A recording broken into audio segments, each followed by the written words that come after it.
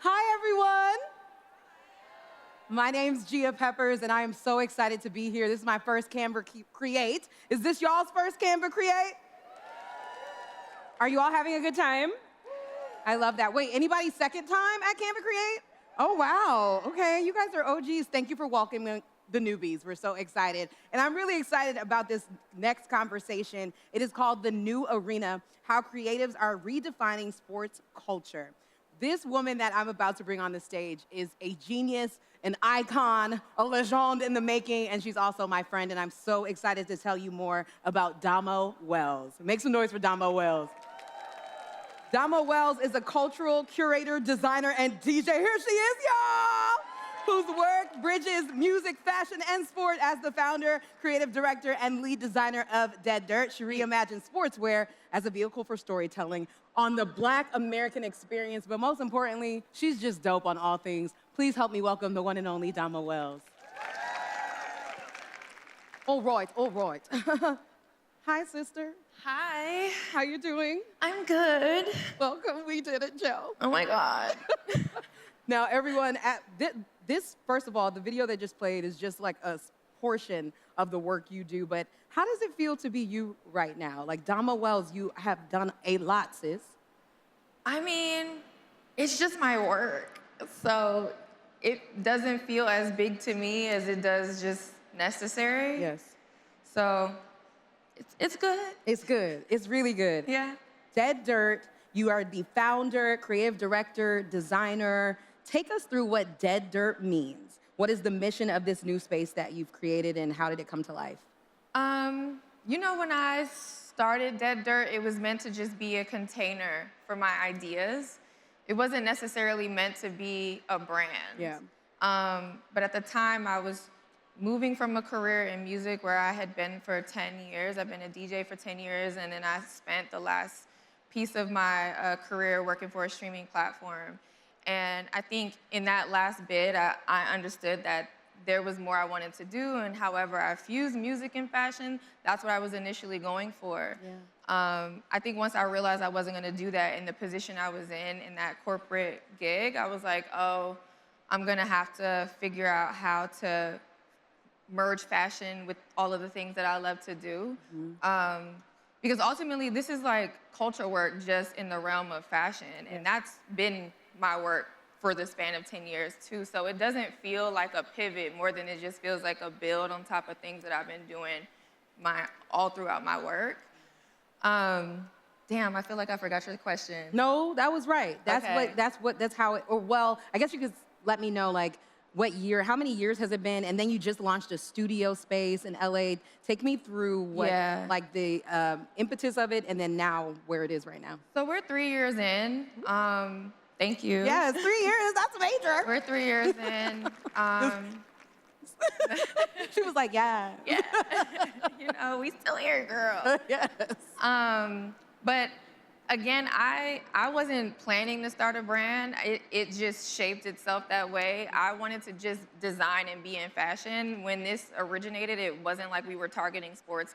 That came knocking at our door, and that's where our opportunity was. Because prior to that, I was going out for things and getting rejected. Mm-hmm. And so this was really my response to that. It was like, okay, if someone's not gonna give me the opportunity, I'm gonna have to go and get it. Period. And so in doing that, I had to create my own opportunity, which means I had to build it. And that was daunting, but necessary, because nobody else was going to put me in the position to have autonomy over my work the way that I do, and then also, like, pay me what I'm worth. So. Yeah, no, y'all can make more noise for that. Who in here needs to be paid what they're worth? Paid what they're worth? Yeah, yeah. But with the meaning of Dead Dirt, it in itself just for me represents the personal work you have to do to kind of get out of your own way, to like not be afraid, be willing to take the leap and just be like, you know, F it. I'm trying to be cute with the curse words today, guys. Stay with me. Period. But I think oftentimes that feels like dead dirt, you know, soil that needs tilling before it can grow fruit. And I think oftentimes we're focused on the result so much. You want to And my aesthetic is floral, which is the irony of it.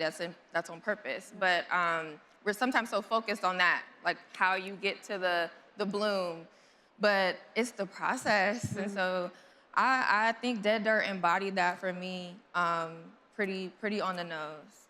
That's amazing. I love that that is the space that Dead Dirt was founded from, and you've grown so much fruit, including your Washington Spirit amazing women's soccer collection for the team in DC, our hometown, period. The collection really broke the internet. How did this partnership come together, and what was your inspiration or goal in designing this collection? Girl, I need to hire you as my hype man. Oh my I got God. you, whatever you need. Oh my God, I don't know if I broke the internet, but okay. I think it did. No, I think I'll be honest, like the way that my work is executed, I think is common in the industry I came from. You know, I come from an industry where if you're dropping an album, you produce a rollout and there's a whole strategy behind how that thing is then let out into the world. And I actually really enjoy that part of it and how you kind of world build around a thing. And so it was really important to me to also bring that into this space and this work. I didn't know they weren't doing that. I didn't know that. So I was just like, oh, y'all, this is just how we get down over here. I'm finna do it the same way. And so that was like news to me. It's like, it doesn't feel that innovative to me. It just feels like the way it should have been done, and no one was necessarily making that effort. I would never claim myself to be an innovator. That is how it should be done, you know? And so I'm happy to bring it to this space in this industry where they didn't have it. But the point is to make everybody understand this is how it should be done, with intention, not quick turn things that you think are gonna be like a flash in the pan and like get you where you gotta go. Like, you trying to build community, that doesn't happen in a one and done. That doesn't happen in a shallow effort. That doesn't happen without research and time spent and being with the folks you're trying to connect with. And I think that oftentimes that gets lost. Yes. And that is very important to me. I love that. Yes. My girl over here preaching, yes. When you think about the key to a successful rollout, because you broke down the research, spending time in the community, taking time, what do you think is the key to a successful rollout? Is it the time, like is it 2 months? What is the You key? on your own timing, depending on what you want to happen. You're on your own timing. So I also don't even like the notion of that, of like, oh, you need to hit this tentpole on this deadline, and if you don't do it that way, it's gonna miss. Yeah. No, what's for you is gonna happen the way it's supposed to. And that doesn't mean you like lollygag, like get your work done, child. But like, you know, you don't have to be abiding by somebody else's deadline or timeline or whatever. And I think that's also something I have to teach. When you know what you're doing is gonna hit whatever. It's gonna hit regardless. It's gonna reach who it's supposed to reach.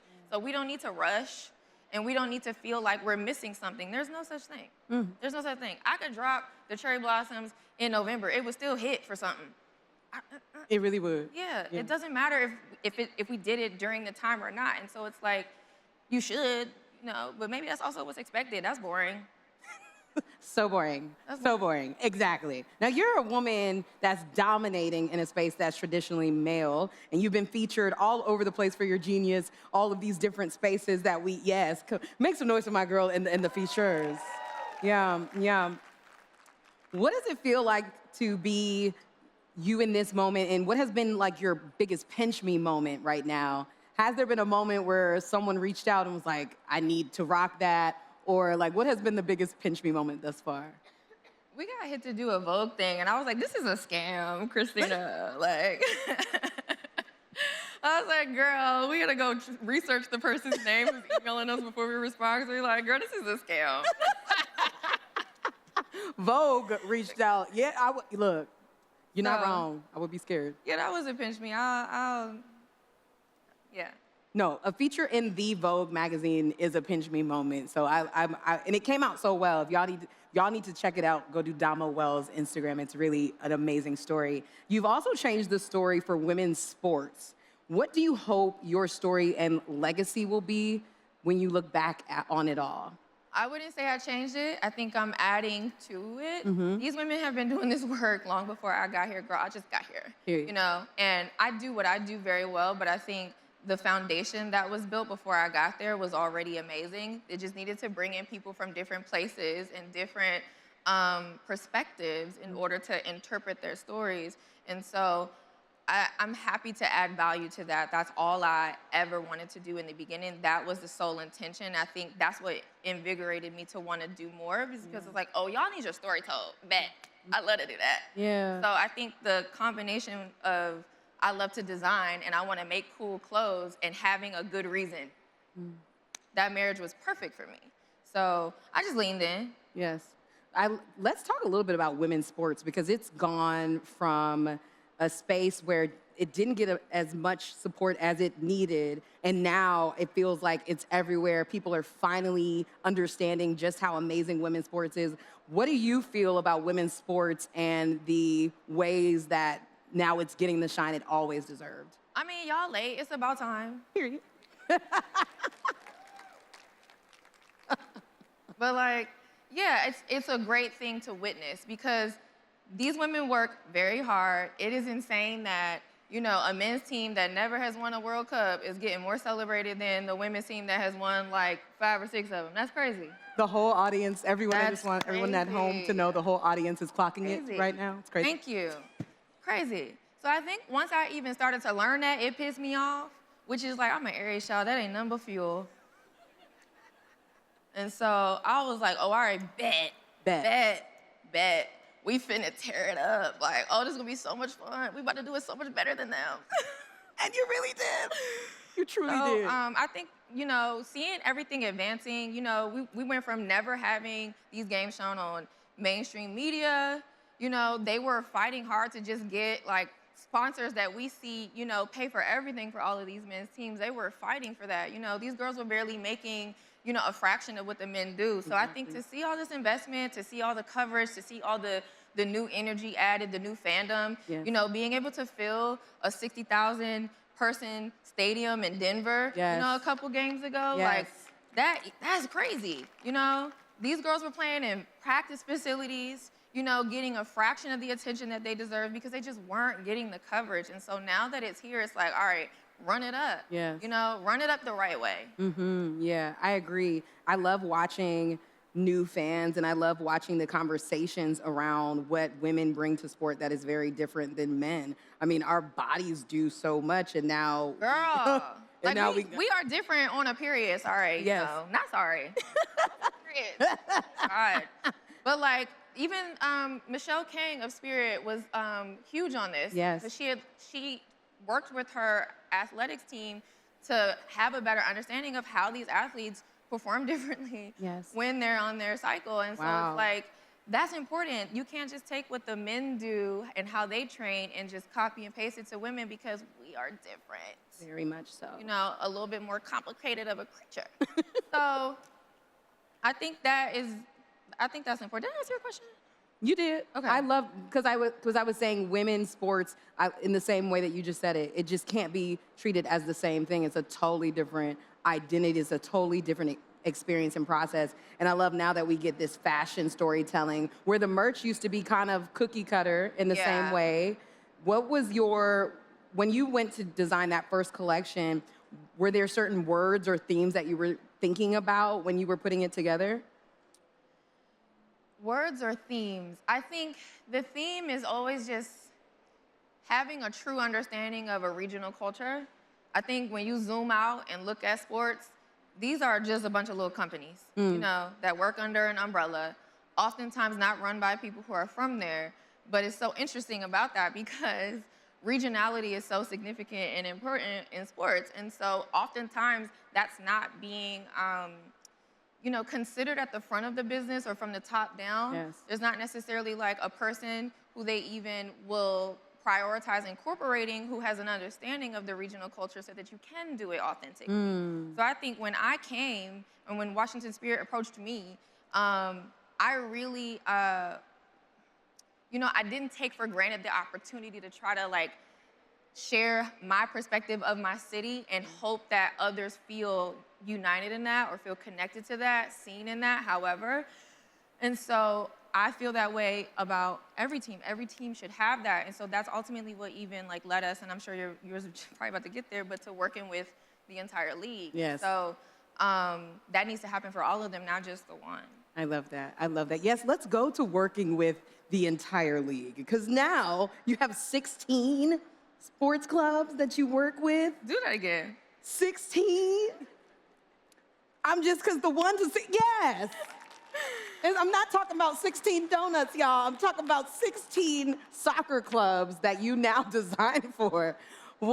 How do you even approach that now that you said you zoom out. Now you have to zoom out across the country.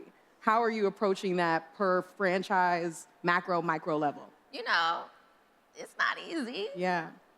Because we were honestly not anticipating the pace at which things move. So I'm still designing everything. Wow. There's not this big, enormous teams. I think people think that it's like because what we produce is so big and flashy, it's like, oh, you have to have like, child. Depending on what the project is, it's me and like 2 other people, Wow. me and 3 other people getting everything done. Wow. And so oftentimes it's really me and Christina getting everything done. And so it's just like,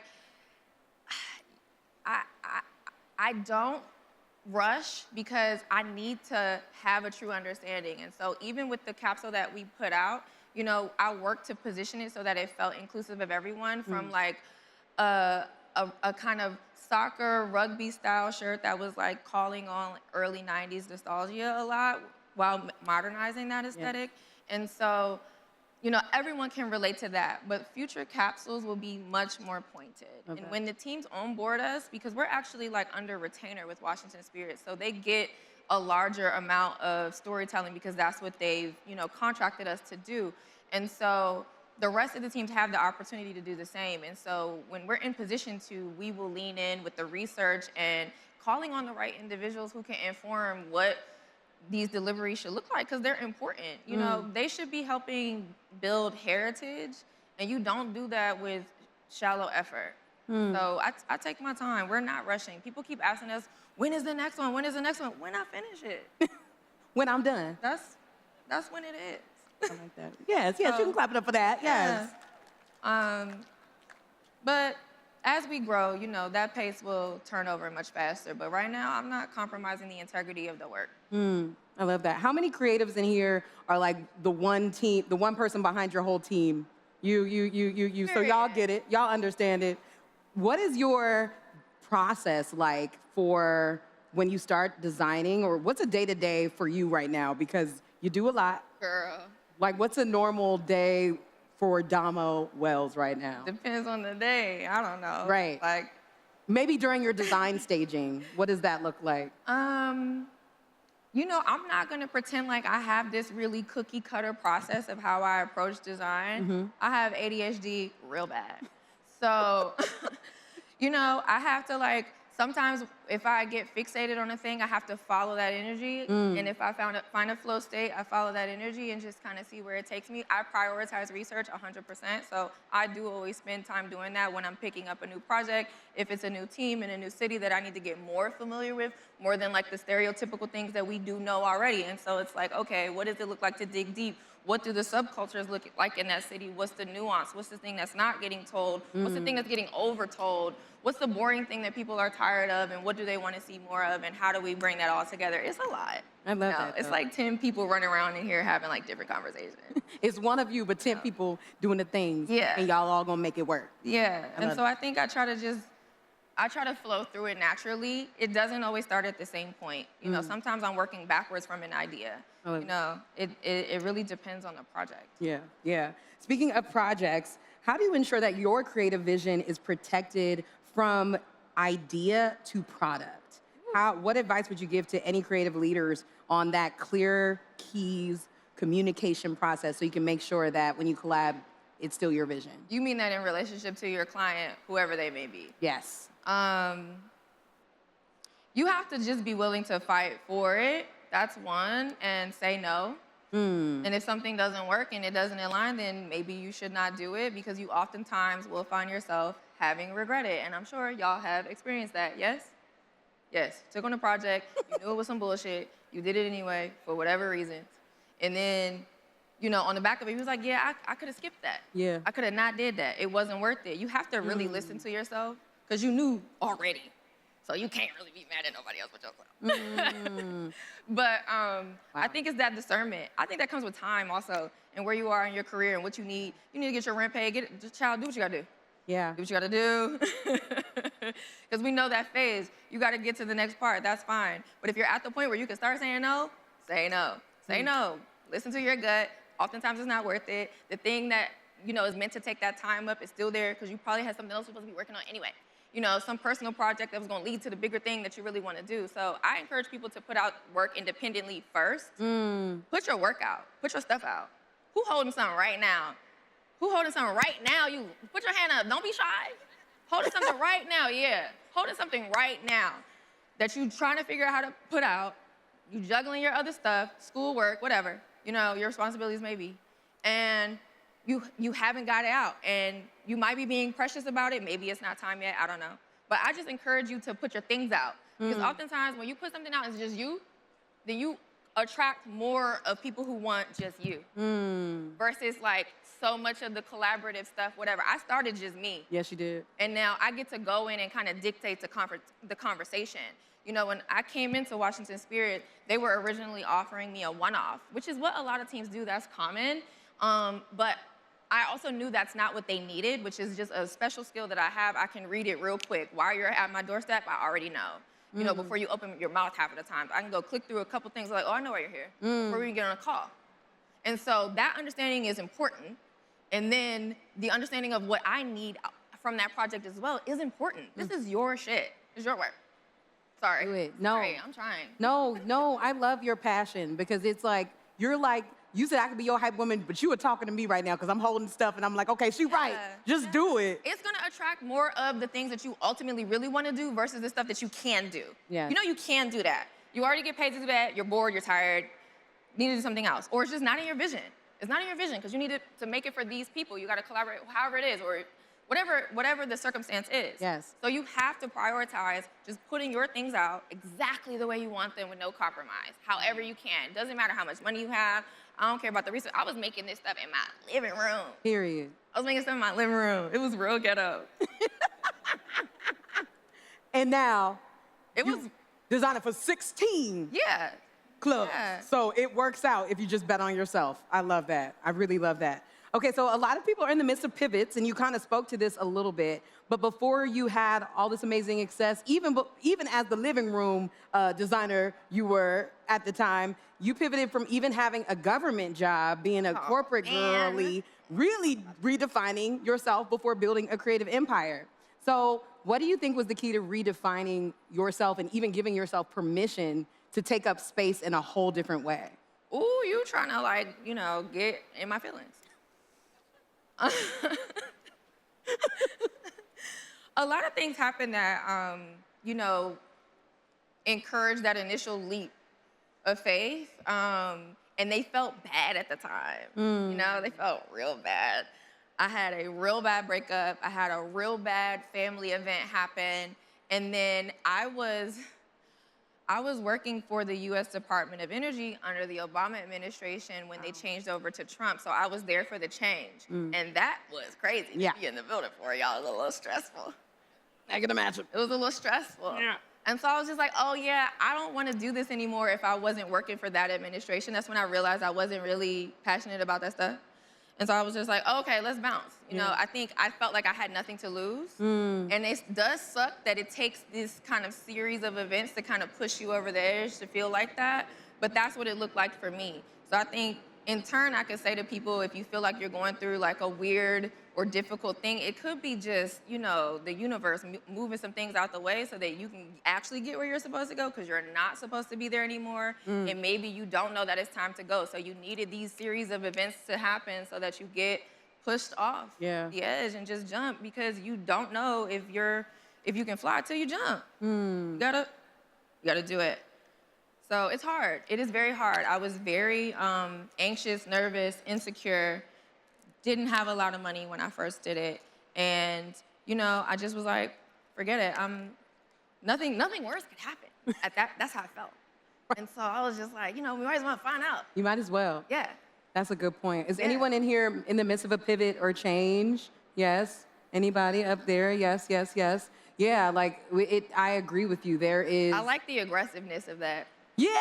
Yeah. Yes. Yeah. Must have got laid off like me, child. I get it, child. The layoffs are Why real, would you child. do that, Gia? Yeah, Oh my because the layoffs, It's crazy. it's a crazy world we live in. 300,000. And probably 300,000. more. So, anywho, let's get back to us. Sometimes it really will push you into purpose. And so, if you could sit and talk to these people who just, because you are sitting and talking to these people who are in the midst of pivots, what is the biggest thing that you want them to know about this pivot that they're going to and why they have to just go forward? I won't call it pivot. I'll call it a build. You're the sum of your experience in this moment, right? And so everything that you know, do, whatever, all those things inform how you behave and act in your work right now. So I personally don't like to call it a pivot anymore. It's okay too, but it's a build. It's a build. And so there's transitions as you build, and you have to figure out how you're gonna install this different part of your house. And so I think we have to be comfortable with the uncomfortable. You have to be okay with the rejections that happen. Sometimes those are also blessings. You know, I was going out for design schools, design jobs, and a bunch of other stuff that I got rejected from before I had to start that dirt. And so that felt really bad. I was like, oh, maybe I'm not supposed to do this. Like, maybe I'm not as good of a designer as I think. Maybe I don't know, maybe I don't know. I was a lot of questioning myself, and you have to just push through it and be like, oh, this is just a negative head voice. We don't really get taught to believe in ourselves, which is like so crazy. It's so crazy. Because on the other side of that is like so much joy, and so that's the real risk that you take is like you could risk just being happier. Not to say that you're unhappy, but if you are, then why not? Why wouldn't you take the chance to figure it out? And so, did that answer your question? That does. Did that make sense to y'all? Why not? Why not? I love it. Okay, we're getting into the last couple of minutes, which is so crazy because I've had such a good time. But what's next for Dead Dirt first? And then I want to know what is like your dream vision for Dead Dirt overall?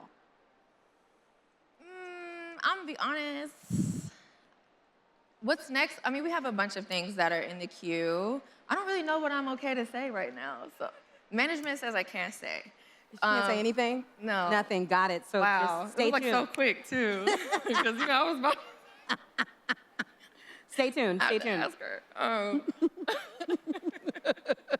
What is your overall like? My overall, I'll be super honest with you. I am, I want this business to flourish, obviously, but I'm not putting pressure on it to be something yet. You know, I think we're still finding our way.